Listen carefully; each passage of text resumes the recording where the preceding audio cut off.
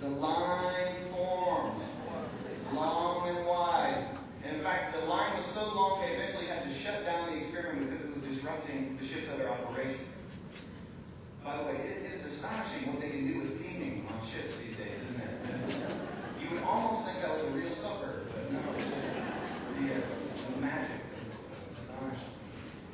Yeah, so he took this evidence back to his boss, and he said, "Boss, look, I know you had a different point of view about this, but here's some evidence." The boss, a noble boss, changed his mind upon seeing this evidence, and now internet kiosks are a standard part of every cruise ship. So let me be clear. I do not think the moral of this story is to deliberately disregard your boss's point of view and to sneak behind their back and try to get into it. I do not think that's the moral of the story. It might be. I think the broader moral here is that for people to believe things, they sometimes need to see. For people to feel things, they need to see something. And so I know, to the full confidence of my being, that right now you have an idea about how to make your organization better. What I'd ask you to do is think about what you could show your colleagues, your superiors, that could get them to see the same thing that you see in this. That could get them excited about the potential of your idea. Because change starts with feeling. What's the feeling?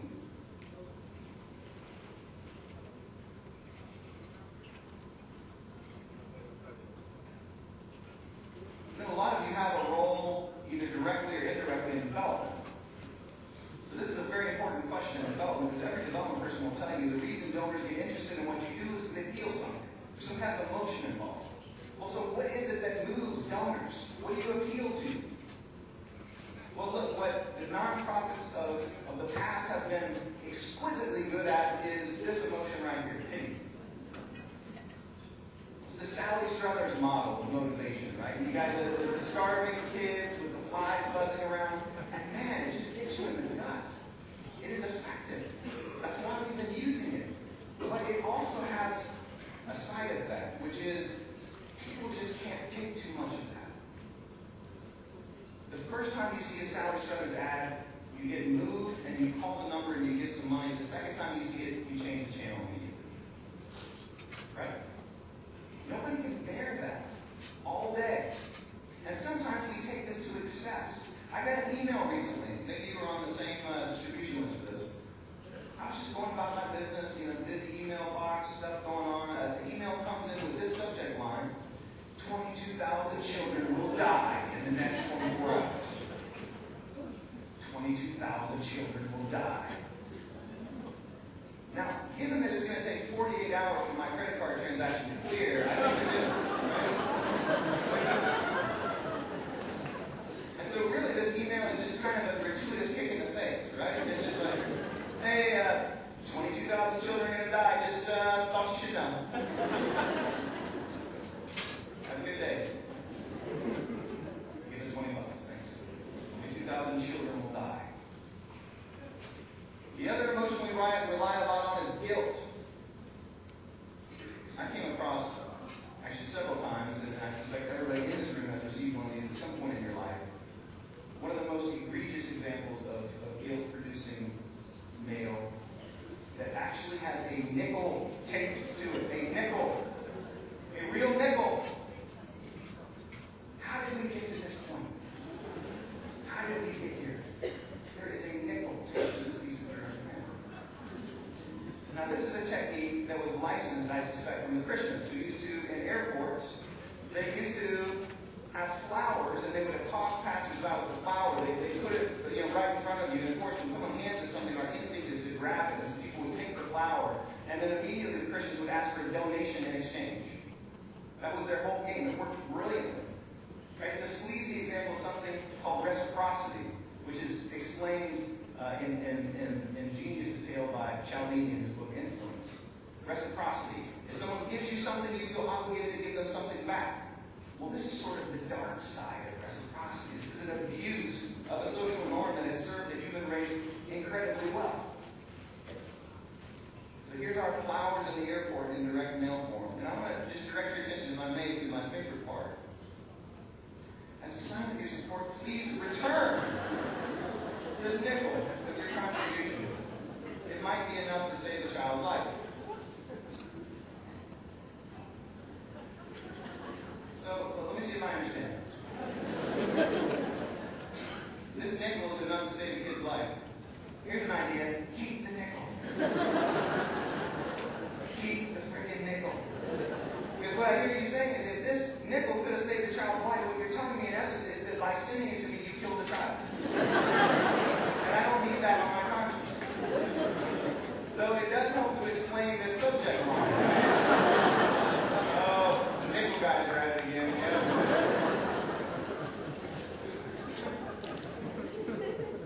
I seem to have found myself on a soapbox. Excuse me.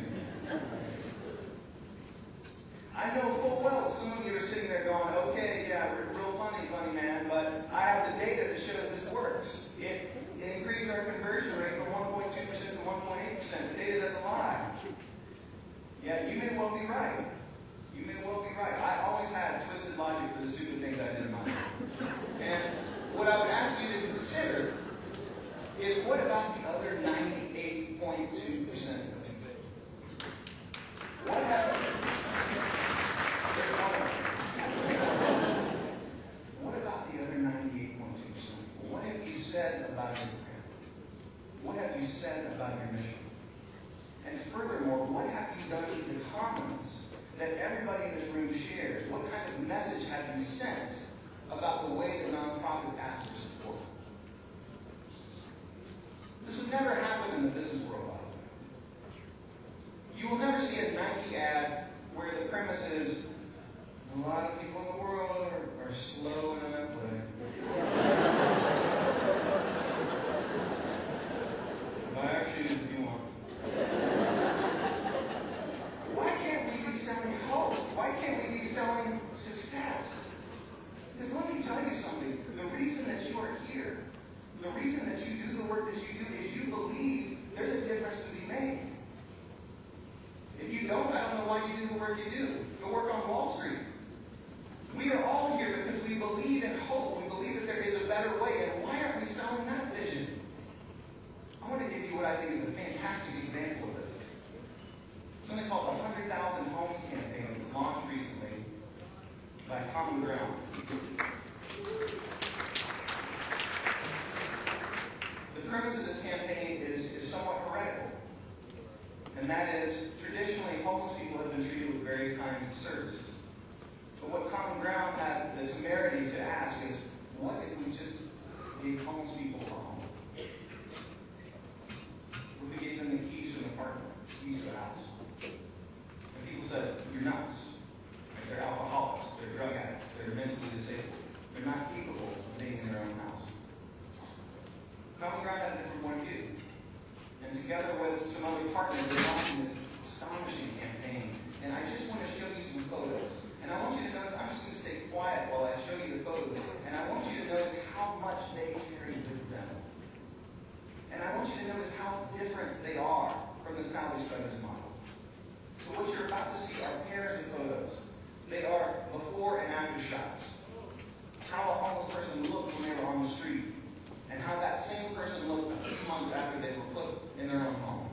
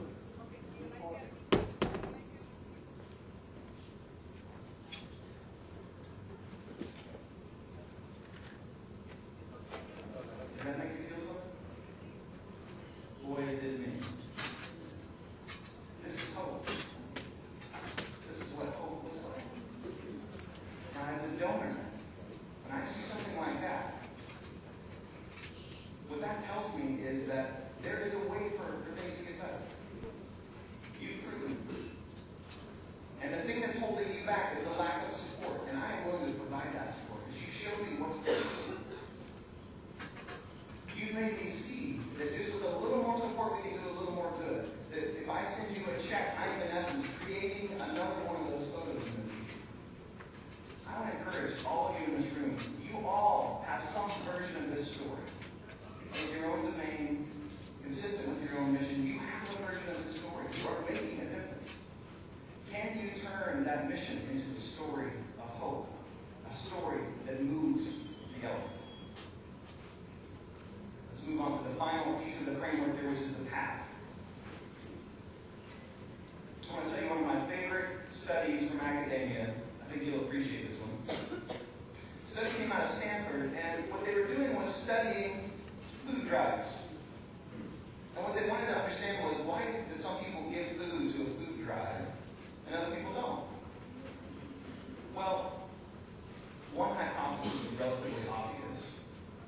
People said, well, the reason some people give to food drives is that they are nice. And then people who don't give, they are jerkwads. That's the difference, right? And so being good scientists, they actually wanted to test for this. And so they did something I think is hilarious. They went into a Stanford dorm, and they had all the students in that dorm rank their dorm mates from most kind to least kind. So they had this index of niceness created. They threw out all the students that were in the middle, and so they kept only the saints and the jerks. All right, so that was hypothesis number one. Hypothesis number two was, well, could we get people to give more by sending them a nickel in the mail? I'm kidding, that wasn't it. The second hypothesis was, what if we gave slightly more specific instructions? So they sent two versions of the letter. The less specific was, we're having this food drive, please bring canned food sometime next week, Monday to Friday. We're going to be at such and such spot on the campus plaza. The more specific version of the letter was, we're having this food drive. If you can't figure out what to bring a can of beans. It's going to be next week, Monday to Friday. You might want to pick a time when you know you're going to be near the campus plaza so it'll be convenient for you to stop by. And finally, here's a map to the precise spot where we're going to be. All right, so here's what happened. We have two hypotheses. No good business presentation would be complete without a 2x2 matrix. So here's yours. Voila. So of the people who got the less specific version of the letter, 80% of the kind people gave something, and none of the jerks, not one. So far, we're performing exactly as we expected.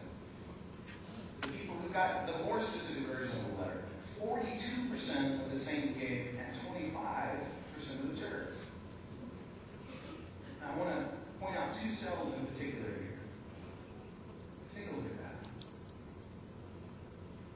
Now, what this appears to me is that if you are a hungry person in Palo Alto, California, you are 3 times better off betting on a jerk with a map than a saint without one.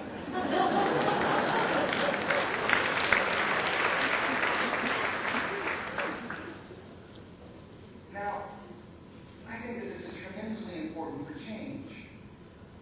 Because so many times, when we want to change things, we start putting people in buckets.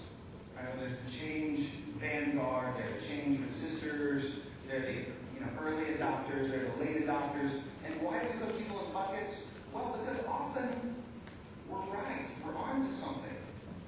We put people in buckets, in this case, the saints and the jerks, and you know what? We were right about them. They really did act differently. The saints really were nicer than the jerks. But the great tragedy would have been if we had stopped there. Because it turns out that there was an X factor that was radically more powerful in determining behavior than what bucket the people came from. That X factor was as simple as making it a little bit easier to give. And all of a sudden, when you made it a little bit easier to give, the jerks started acting like saints. And I think that that is such a hopeful story about change. It's easier to change the situation than it is to change the person. I'm going to show you a technology story that captures this perfectly. There was a management consulting firm that had just created an online version of their timesheet. They collected hours, of course, to bill the clients. And so traditionally they had done this on paper. They moved it online to try to be more efficient, to save money. Problem though, consultants still were filling them out on paper. At least a lot of them were. Very reluctant to switch. So the management started getting more and more irritated, to the point where at one point they were actually they were thinking about threatening to withhold people's checks if they didn't use the online timesheet. Have you ever been in a situation like that where you start playing the check card in your mind? Okay, well, you're not getting your check then. And so Peter Bregman was an advisor to this firm, and he said, guys, look, before we go nuclear and start withholding people's checks to the extent that that's even legal, let's just investigate a little more. So he did. He investigated. He tried to figure out why it was that people were having a hard time with this. And it didn't take him long to discover people's feelings about the wizard.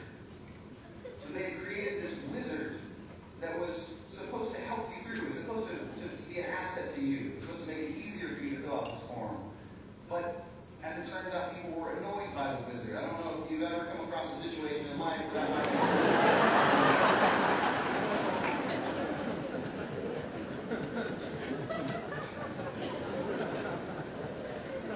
So Brendan comes back and he says, look, before we withhold people's paychecks, let me just try something. Let's try to get rid of this wizard, just give them the straight paper, I think, a straight timesheet rather.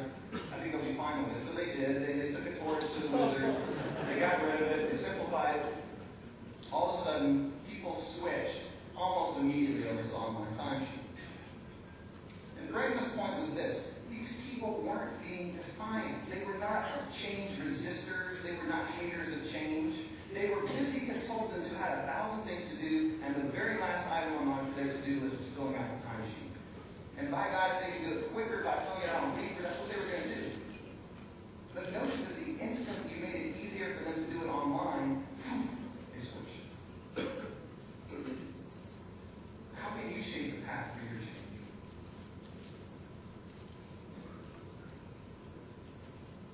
I want to tell another quick Microsoft story.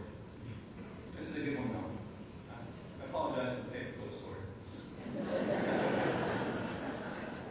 So Microsoft found that in some cases the software that they released was not performing up to expectations for their end users. No, wait. This is just a dramatic tension to get to the payoff. So they found that some was not performing as well as they'd like on end users' machines. Come to find out there was a pretty good explanation for this, and that was that the developers were using these top-of-the-line workstations to create the software, right? And so to them, the software was performing brilliantly, and then to the people at home using like a 10-year-old PC, not so good, right? And so Microsoft said, well, aha, they created a new policy so that the developers now use kind of median workstations to do their development work, so that they can, in essence, experience empathy with the end users all through the process. And notice what happened here. We didn't change anyone's character. We didn't change anyone from a saint to a jerk. What we did was we shaped the path for better behavior. Every tweak you can make matters. To me, the holy grail of path tweaking is this button right here. What genius. Did you know that Amazon actually has a patent on one-click ordering? A patent. And if you think this is obvious, remind yourself that Amazon came of age at the same time as dozens of other online retailers. They were the only ones to figure this out. They were the only ones to obsess about the path that much. And you know there must have been people in IT, or at the very least in operations, who were like, guys, it's 3 clicks. What's the big deal? It's 3 clicks. How hard is that? Click, click, click. We're done. We really need 1 click? And yet they persisted. They persisted to the point where this has probably deprived me of 10% of my income for the last 5 years. Shaping the path. So in this spirit, have you one-clickified the change that you're trying to make? Have you removed every conceivable obstacle, even those that don't seem worth obsessing about, like those final few clicks? I want to show you that this can work even in the oddest of situations. This is a truly odd one. I got this example from the book Nudge, which is a really great book. This is the men's bathroom in the Amsterdam airport. They're having a problem in this bathroom, and I'm going to euphemistically call it poor aim. Having a poor aim problem. consequences of this was, it was gross, number one. It was also costing them money, because it took more janitorial time and labor. And so they said, how can we shape the path? They didn't actually say this, but inserting my framework into their mouth retrospectively. How can we shape the path to improve aim in this restaurant? Impossible, you said. Well, look what they did. You see that little black spot in the urinal there? I'm going to zoom in on that. They had someone etch a housefly into every.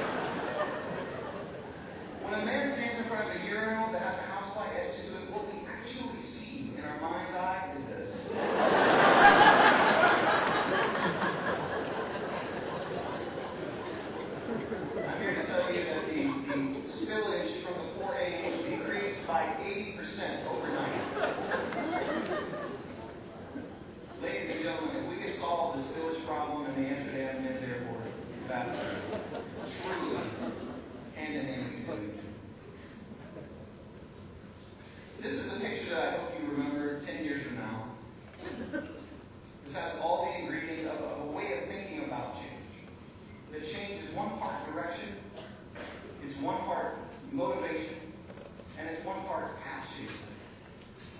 By the way, just a quick teaser, there is a session on Switch this afternoon. It's going to be taught by some colleagues of mine. So if you're interested in going in more depth on these principles, I encourage you to check that out.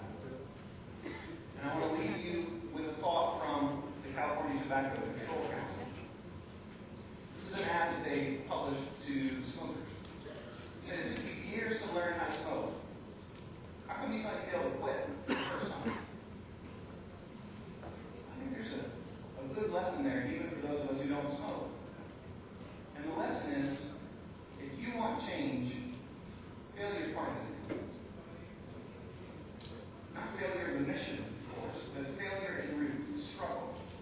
In fact, California Tobacco Control Council has found that many people try to quit between 5 and 7 times before they eventually succeed.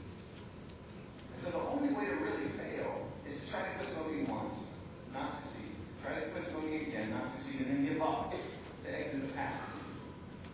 Well, we don't have a lot of patience for that kind of failure in the organizational world.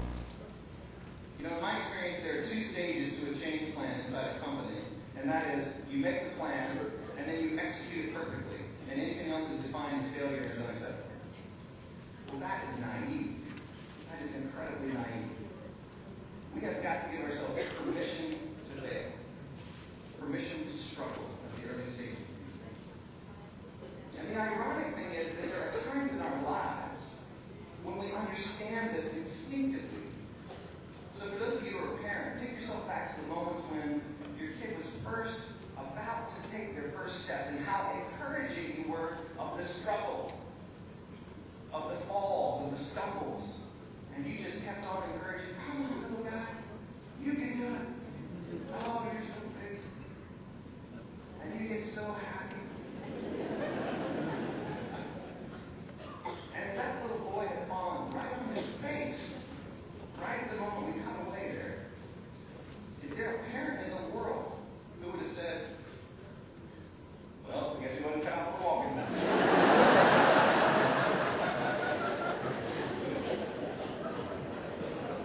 I'm sure we can play the piano or something because he's walker.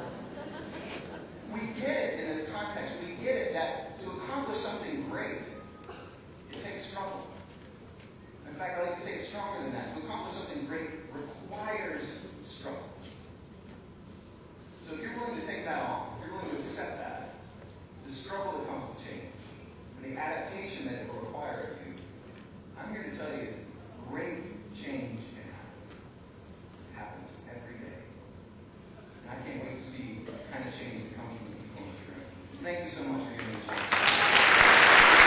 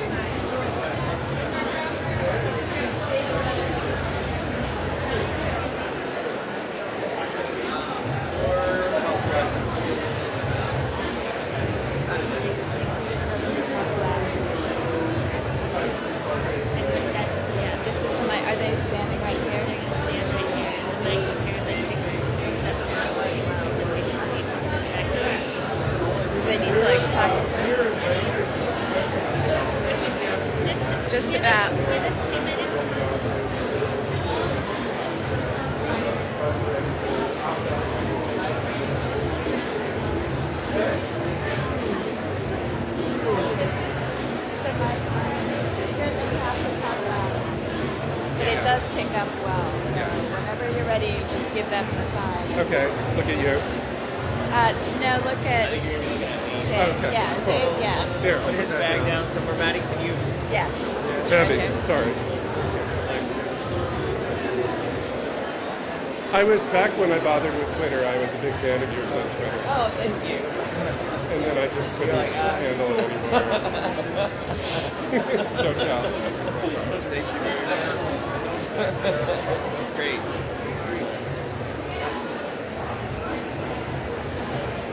Oh, great, thanks. Nice.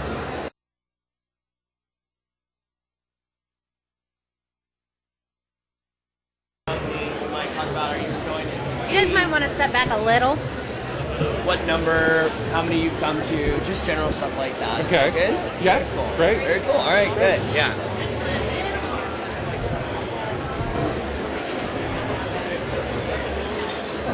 Oh yeah, nice. I love it. It's a spot.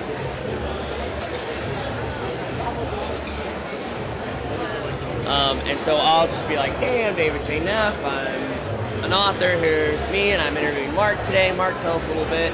Introduce yourself, and then we'll go into the interview. Great. Sound good? Sounds great. Nice.